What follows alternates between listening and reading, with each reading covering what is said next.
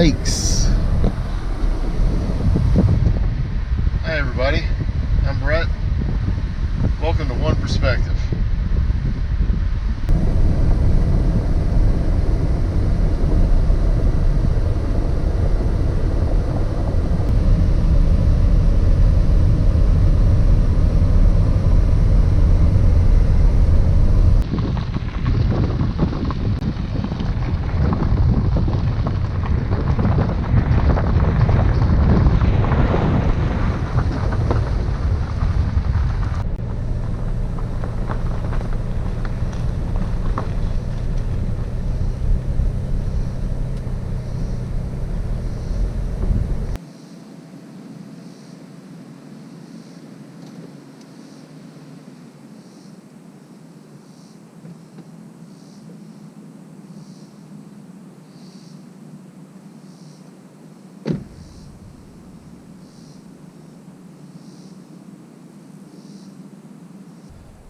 Good afternoon.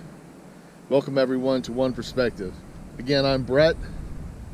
Today's episode, Solitude, the joy of solo camping. I'm out here on a property north of Central Virginia, farmland, a private property, and the weather is so nice today. I'm gonna tell you right now, over the past 2 weeks, it's been hot, it's been humid, it's been raining, and it's been hard to breathe. Really hard to breathe. Today, we're about to hit our peak. Right now, it's 86 degrees. It's gonna hit 87, and then after that, it's gonna trickle on down into the mid 70s to low 70s this evening. But man, I am ready to get started out here.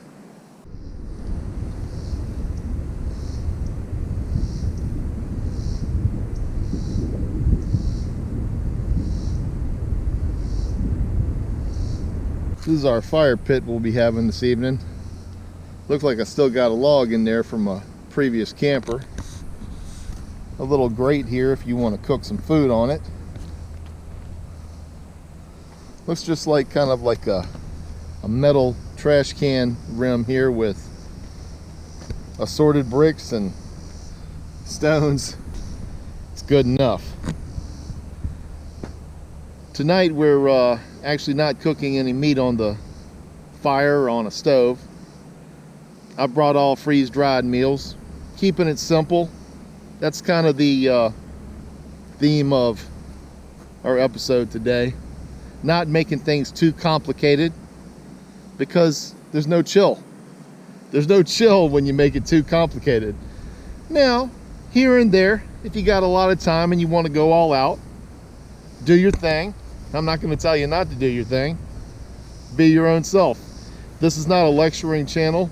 This is just a channel about me telling you my lived experiences as an American over 40 years old.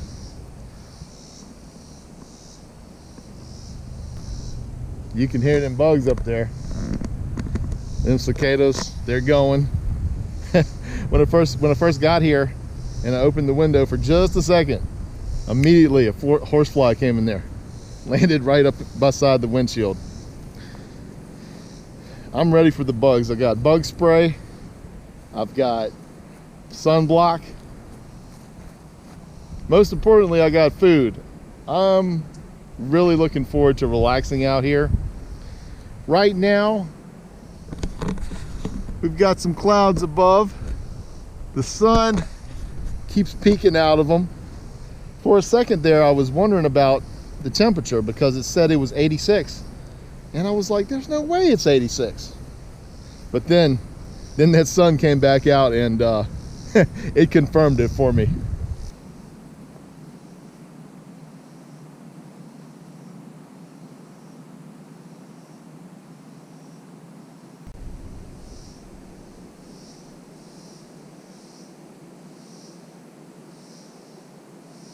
Guys, looking at this wild plant here with its supposed berries here,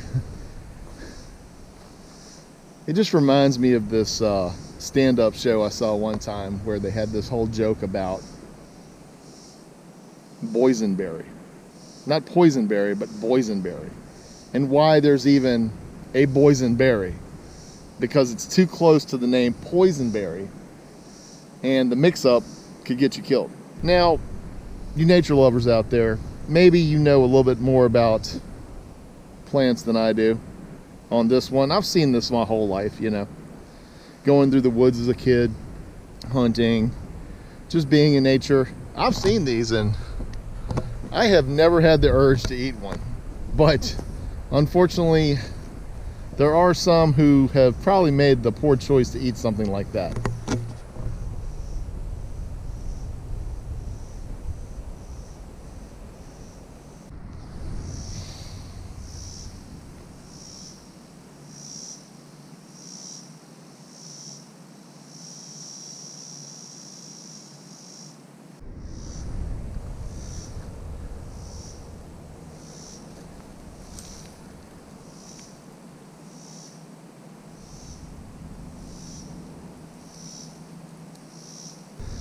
Now, looking at this piece of older tractor equipment here, it appears to be a plow.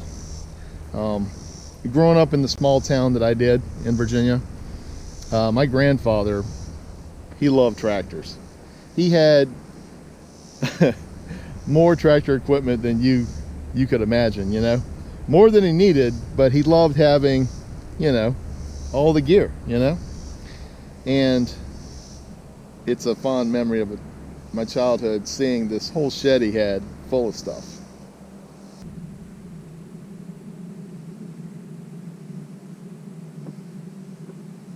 Hi there.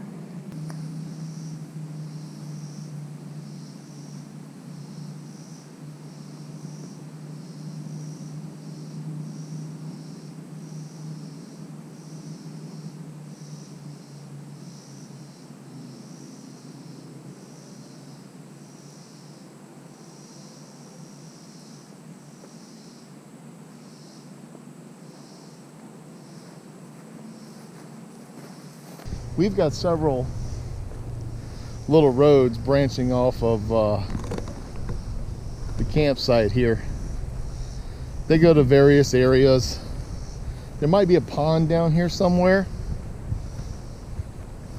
One of them definitely goes to the railroad. I'm sure you guys have heard that train by now. That's something I'm going to have to compete with today while doing this film. Man, this might be a little more grown up than I wanted to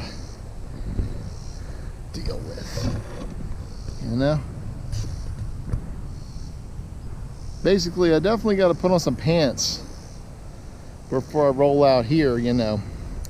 The higher the grass, the higher likelihood there might be a little coiled up critter in there, a snickety snake, and I do not want to experience that out here. Wow.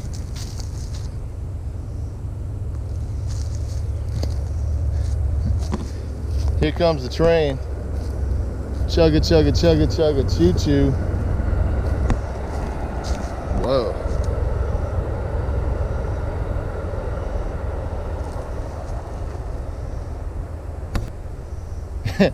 There's branches off of branches out here. We're pretty close to that railroad track there. Just look at this.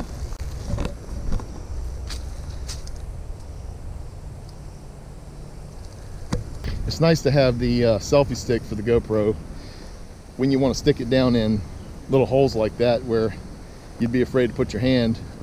Might get something to bite it. Heard a little something over here. Probably a bird.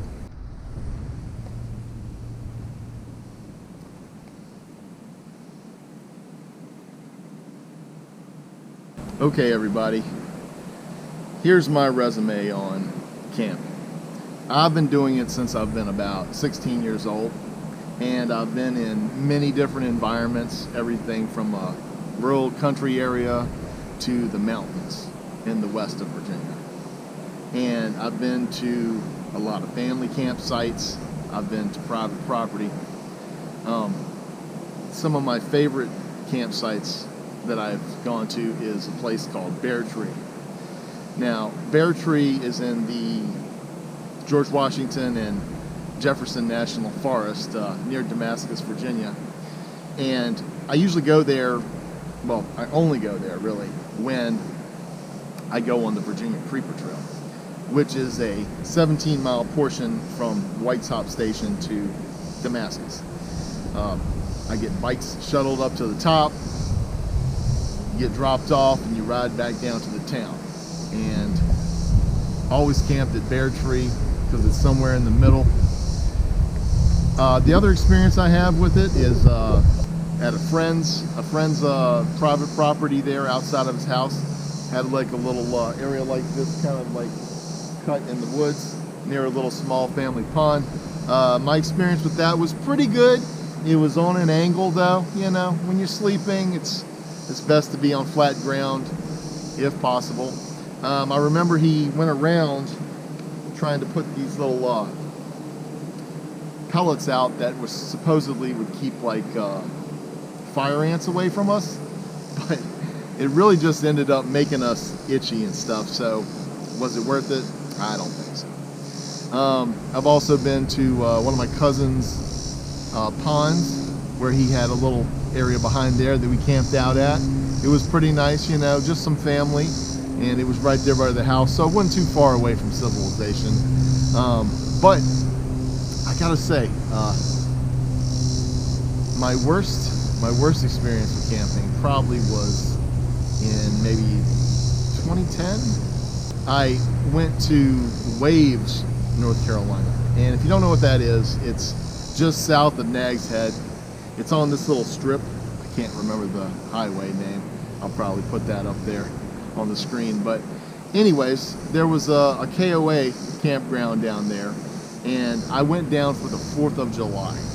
Now, everybody knows the 4th of July is some of the hottest times of the year, other than right now, but we are in July of this year, and yeah, I was sweating to death. It was not a good experience. Definitely Bear Tree Campground was the best one I've been to. You know, they had a nice little site for you, place for a fire pit, a picnic table, which, you know, when you're camping, that's a luxury, you know. Well, that's my experience. What about you? Comment down below. Tell me your best and worst experience.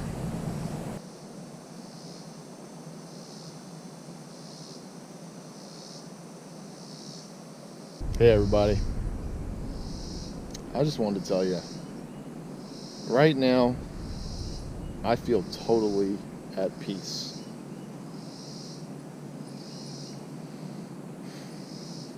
It's such a nice day. Since I've been here, I really haven't done much. I've really just been kind of talking to you guys, and I haven't even stopped to eat a snack or anything. I just took a couple of sips of water. I ate before I came. The weather has been just so nice. When I pulled up, I pulled right here in the shade, and the shade is kind of grown, so I think I parked in the right spot, you know. I parked here because I didn't quite want to get all the stuff out of my car just yet, and I made the right choice because it feels so good right here. Now there's a little breeze blowing through here. I think you call that a zephyr, like a small summer wind. Yeah, it feels so good. The truth is, I gotta do some work. Because if I don't, time's gonna catch up with me. Time waits for no one. And I'm gonna have to start putting up my tent, getting my sleep system going, so we can make a little food later and maybe do that campfire tonight. I got a special little treat I'm thinking about trying if we get that going. Well guys, I'll bring you back when I get my stuff out. Alright guys, I decided to move my car forward just a little bit. I decided my car had the best spot right now, at least because of the shade, and seemed to be flatter too. Areas over there, kind of on a decline. So I'm gonna put my tent up in this area. I got the fire pit over here to my side, my car right there if I have to get in it for anything. I'll bring you back in just a second. Whew. The work begins now. Hey guys, I just pulled out my tarp and it reminded me of a funny conversation I had with my nephew, Bassett. I'll show you what transpired here in a minute, but anyways, he was telling me about times he went camping with his dad when he was younger and how they used tarps all the time, and sometimes they would sleep under a tarp, and I misconstrued what he meant. This is what I thought he meant.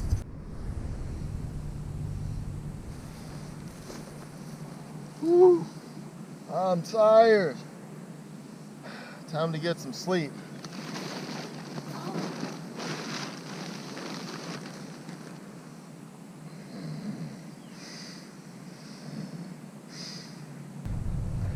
I hope you enjoyed that little joke there. I truly did think that that's what he meant, because I didn't realize he was talking about a tarp that you use for shade, that you put up with poles and stake down or tie across a tree. But when I didn't make that connection, I just imagined him and his dad rolling up under a tarp and going to sleep at night.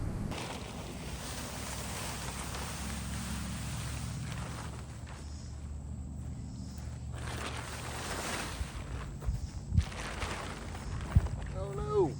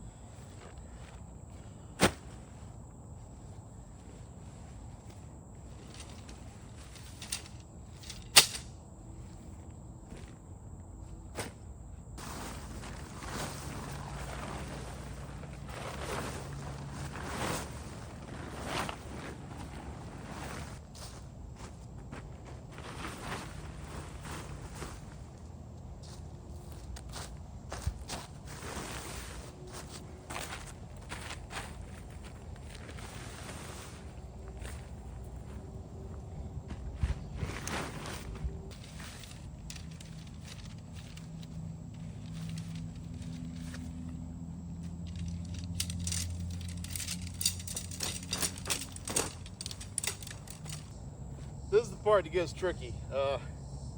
This is a big tent. It's actually more tent than I really need. This is a Coleman River Gorge 6-person tent, you know, and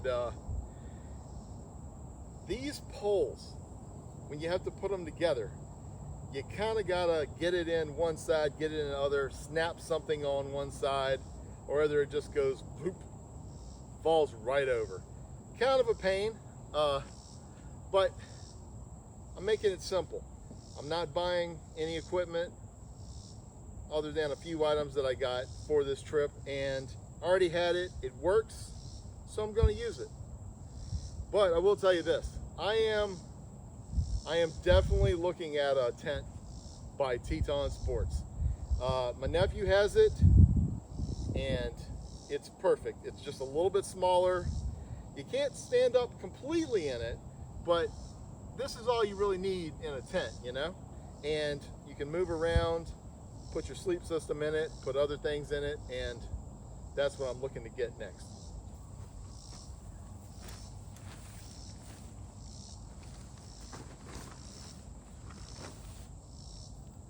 All right, got one in there.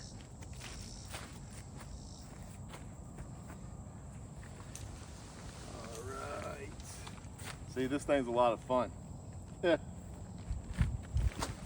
right there, bloop, falls right over. So you get them in each side if possible. You kind of got to stand it up a little bit. I try not to step on the tent and get it dirty, but this daggone tent, if you're by yourself, you're just gonna have to. I'll bring you back in a bit. Guys, we are getting there. I'm glad I spared you the last few minutes here, but I started snapping on those little parts here to the poles, and that's been a big help. Bring you back in just a second. Yeah, there we go. So, just to let everyone know, this is a very old tent. In fact, it's actually discontinued. You can't get this one anymore. Mentioning my nephew again, Vasette, he actually gifted this one to me, but I own two myself. I own a pop-up tent that is, I guess it's a little bit smaller than this, and then I have another tent that's about this size or larger actually, maybe a little bit larger, but this is the medium-sized one, and this is what I'm using today. I am currently going to not put on the rainfly. The last trip I went in dead, I decided not to put it on as well, just because it's the summertime and you don't need it. There is a 0% chance of rain today. So other than just, I don't know, knowing that animals can see you and you can see animals out of it, that's about the only thing that rainfly would be good for today, but I don't have any worry about that. This is a safe area, and I'm well protected if something happens. All right, guys, check it out. I'm gonna do a little walk around the tent here. As you can see, you got 3 windows of mesh, a lot of mesh.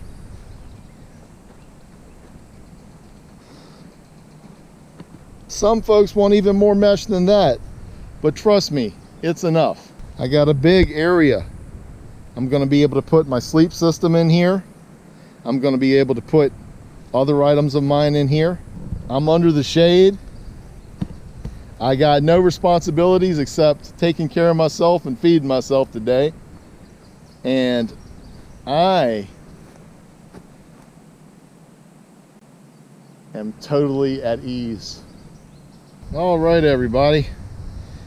I've been setting up my tent here for a while. Just kind of taking my time, not trying to rush. I think I'm a little bit hungry here, so I'm trying to get this set up so I can cook something. But I got a few more things out now. I got my old camping chair out here. I got a little table set up, and got a few of the butane lighters out here, and it's a citronelle candle, a little sticks up. And we're going to pull the stove out soon. Inside my tent here, I have put everything in, but now I am going to set it up. All right, everybody. Finally up in here in the tent and ready to set up my sleep system. I got to tell you, I am hungry, and I'm glad I stopped and had a little Gatorade. I'm going to be eating a little snack here and there. On a hot day, you don't want to play around.